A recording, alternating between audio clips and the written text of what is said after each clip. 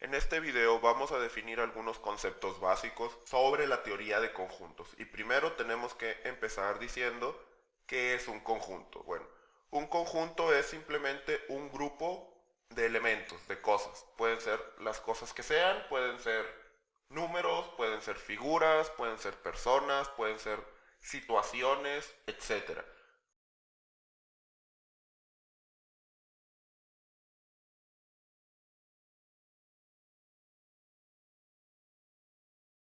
Vamos a definir algunos, por ejemplo. El conjunto A va a estar formado de figuras geométricas y van a ser las siguientes: el círculo, cuadrado, triángulo, pentágono y hexágono, cada uno con un color en particular. Podemos definir, por ejemplo, un conjunto de números que van a ser los números naturales del 1 al 10, van a ser los que formen el conjunto B, o bien vamos a definir otro conjunto. El conjunto C va a ser el conjunto que contiene todos los resultados posibles de lanzar un dado de 6 caras, que por supuesto van a ser los números del 1 al 6. Nosotros podemos representar gráficamente estos conjuntos de esta forma, como un círculo o un espacio delimitado que contiene a todos los elementos del conjunto.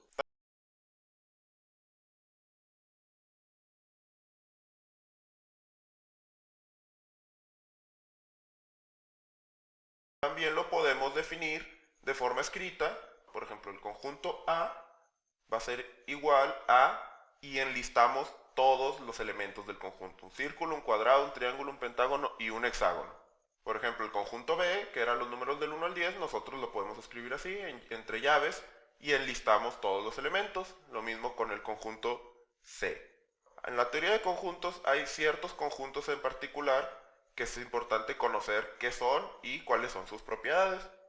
Entonces vamos a empezar.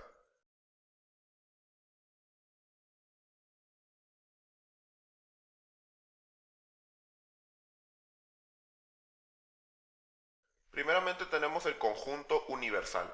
El conjunto universal va a ser aquel conjunto que tenga todos los elementos que sean pertinentes para el problema o para lo que estamos examinando en ese momento. Entonces, por ejemplo, si nosotros estamos hablando de números, el conjunto universal podría ser todos los números naturales, por ejemplo, o todos los números reales, si estuviéramos hablando también de decimales. Si nosotros estamos examinando pacientes en un hospital, pues el conjunto universal sería todos los pacientes del hospital. O por ejemplo, el conjunto universal puede ser todos los números entre 0 y 1. Si nosotros estamos evaluando probabilidades o porcentajes, entonces los números entre 0 y 1, punto 2, punto 6, punto 8, todos estos van a conformar el conjunto universal. La cantidad de elementos o la forma en la que definamos el conjunto universal va a depender del problema que estemos manejando. El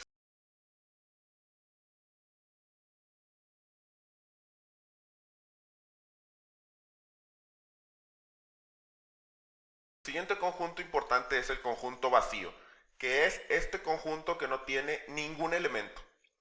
Como su nombre lo indica, es un conjunto vacío, no tiene absolutamente ningún elemento. Entonces, por ejemplo, aquí definimos como V a un conjunto que no tiene nada, entonces V es un conjunto vacío y se simboliza con el círculo que está tachado.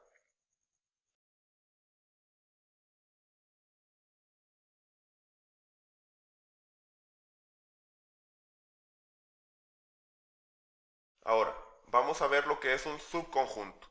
Vamos a dibujar en el siguiente diagrama, que es conocido como diagrama de Venn, que es muy importante para ver gráficamente la disposición de conjuntos. Vamos a definir el universo como todos los números naturales, es decir, todos los números enteros. Después vamos a definir un conjunto B, que va a ser los números del 1 al 10, el que habíamos visto anteriormente. Y el conjunto C, que son los resultados del dado, que son los números del 1 al 6. Entonces nosotros podemos ver que si tomamos el conjunto C, tiene como elementos 1, 2, 3, 4, 5 y 6.